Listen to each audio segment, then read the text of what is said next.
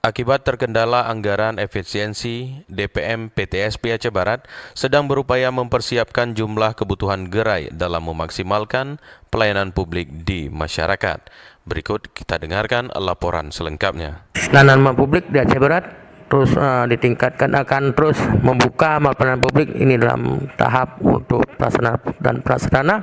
Kita coba minta tanggapan dengan Pak Kadis PTSP, Pak Adi Juanda sudah bersama kami. Mungkin bisa dijelaskan sedikit Pak untuk pelayanan publik di Aceh Barat ini dalam persiapan Pak.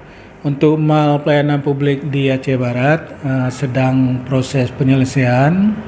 Memang terdapat beberapa gerai yang masih kurang karena banyaknya instansi yang ingin bergabung. Oleh karena itu kita akan menyelesaikan gerai-gerai yang masih kekurangan ini sehingga nanti semua yang memang berminat bergabung bisa terakomodir di MPP. Prosesnya ya kita kebetulan ada efisiensi anggaran, maka menunggu selesainya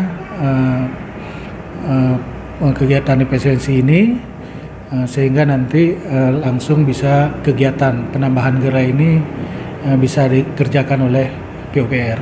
Jadi intinya semua gerai harus ada gitu ya?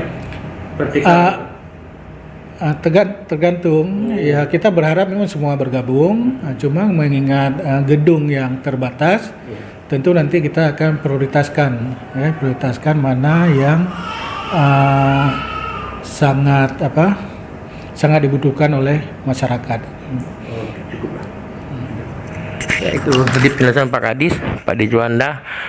Terus dioptimalkan ini dengan juga yang mendesak yang perlu, dan ini memang harus simple dan praktis masyarakat untuk mengurus segala perizinan dengan adanya mall publik di Kabupaten Aceh Barat yang berada di Jalan Nasional depan Gardu Melabuh.